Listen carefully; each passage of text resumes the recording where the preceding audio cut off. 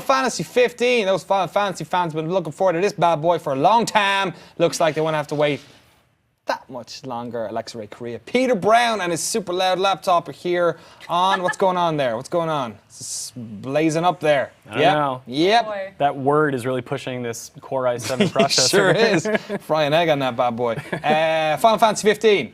Excited? Yeah? Excited? Yeah. Tell me about what happened at Gamescom. You went to interview a gentleman who might have been making that game, and he might have slipped a little bit of details to you.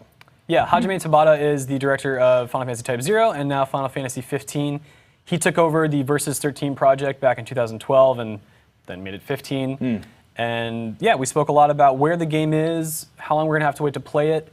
And this came after a presentation that him and his team gave at Gamescom, which was very lackluster in terms of new information. They promised all this great stuff, and they showed a short story trailer, they revealed an enemy, and showed a main character whose name is the black-haired girl. I mean, if That's her name? they call her the straight black hair girl. As in her hair is straight? Her hair's straight and, Okay. it's black.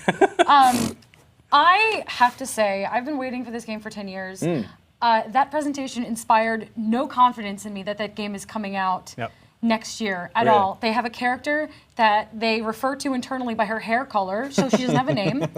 They still don't know. I talked to Tabata as well back in January, and he said, you know, airships, we're working on the technology. We don't know if we can do it. They said the same thing at Gamescom. They said, well, we can get him the height that a bird would fly, but we don't really know. And they showed one enemy, which looks like it's in an area very similar to what we've seen in episode Dusk. Is this the enemy? This is the enemy. It's Look at this a thing. Malboro, Ew. a Final Fantasy staple. Kill And it. they didn't. The trailer was 2.5 minutes of a guy holding his kid. Wasn't Sure really was. Anything. But that kid looked so real. And it looks And the like grief looked so good. The grief and looks also, good. that guy, it's fucking raining, man. Like, don't hold your kid out. Get your kid damp. I don't know. And like, I don't know. Like the trailer was Is just that, so short. is that the straight black-haired girl? Because I think they need to redo that that's texture. Not her. I don't know. The fact that there's a main character without a name, and we've seen very little new areas, and that they don't know whether or not they can use the technology that they have available to them to make something work. 10 years into the dev cycle, I don't know. I'm skeptical. But I want it. That would I want contradict it. what we heard straight from the horse's mouth, Peter. So you asked him whenabouts we'll see it. He said, I can definitely tell you it's not this year. And then he rambled on a bit, and then he said, I can certainly tell you don't have to wait until 2017. So that obviously, that says 2016. We put up the story saying that. Square didn't jump down our throats or anything. PR double-checked before we printed it, so, we're good. One of the things that people are sort of trying to wrap their head around is the different percentages that Tabata gives out. Right. At TGS last September, he said the game was 55% done. At Gamescom, during his presentation, he said 65. Oh. So that makes it sound like, 10% a year. Early access. Right, but 2016. So I asked him, what have you done over the last year? And he was like, all right, before we talk about what's been happening over the last year, let me just clear up the thing about the numbers. He said, normally when we describe it, we think, like in terms of numbers, we think about it internally as how long have we got until the mastering of the game. Okay. Right? So if you think about that, that's 65% until the game is actually like printed. Right. So 2012 to now, that would be, what? That's like 3 years, maybe a handful of months. Yeah. So if you think about, you give it another year, like let's say a year and a half, right? Just to be fair, like give it to December. That could happen without those percentages. But when he's talking about the actual content of the game itself, he told me that it's over 70%. Okay. I know. What? So it's 65% ready to print, but what's in the game is 70% done. In terms of assets, in terms of the assets and the models programming. The things that we're missing here are, first of all, you need to localize the game. This is, and I'm sort of spoiling a news story we're going to put up. This is the first numbered Final Fantasy game that they are planning to release simultaneously worldwide. Oh, wow. No way. Yes. Dude. Breaking news. Yes, actually, yeah. So they still have to do all the localization in that regard. And they still have to like master all the discs, right? And ship those out all over the world to get ready to go. QA perhaps is part of that QA as well? is part of that, right. So yeah, the content stuff is worrisome when they're talking about airships maybe being a thing, maybe not. But he did state that it could come as DLC.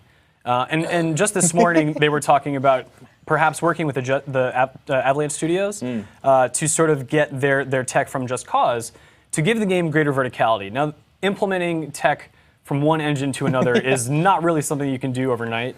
I think he was probably saying something along the lines of, hey, we've had these thoughts, we're having those discussions, but look, I don't expect they're going to put airships in before this game is shipped. I asked Tabata, why are you the right man for the job? After so many years, people have so many concerns, why should they trust you? And he said that my strongest skill is setting a timeline and optimizing a team, getting things done with certain goals in mind, and then proceeding forward. So it sounds like he has a very strict militant approach to how he's managing this project. When you compare that to Nomura, who, bless his heart, is a recluse, is known for not communicating well with his teams, and works on like 6 major projects at a time. Tabata is in a great position to actually buckle down and say, all right, deep breath. Here's when we want to ship the game. Here are the milestones we need to hit for every aspect of the game. Let's just rally together and do it. Sound good, everybody? Sounds great. Also, let's get Rico Rodriguez in this game, just for a laugh. Why not? Here's my question, though, and I don't know if you talked to him about this, but something else that sort of makes me really skeptical about this is they released Dusque, the first one. 3 months later, they released Dusque 2.0, and Dusque 2.0's combat was so different. They fixed the targeting, they fixed a lot of other stuff, they fixed speed, and then they added a bunch of attacks. Right. So the fact that they went back and then changed all of the combat based on player feedback in this 2-hour demo, like, based on if the game has done it all, would they go back and change all of the combat in the game? Like, is that simple to do? Is that hard? Like, why did they do that? I mean, so combat is obviously taking place like in a broad range of environments against many different enemies, but at its core, it really is a singular system that has variables that can be tweaked. So even if they've got combat set for the entire game, like let's just pretend all the environments are made, maybe they don't have textures, all the combat scenarios are there, one tweak to the system will come into effect across the entire game.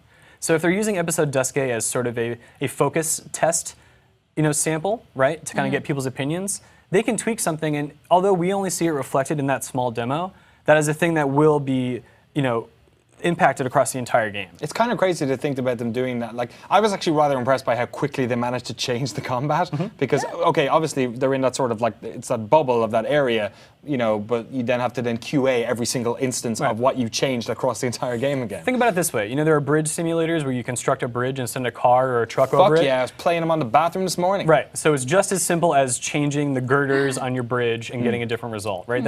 It's just iteration.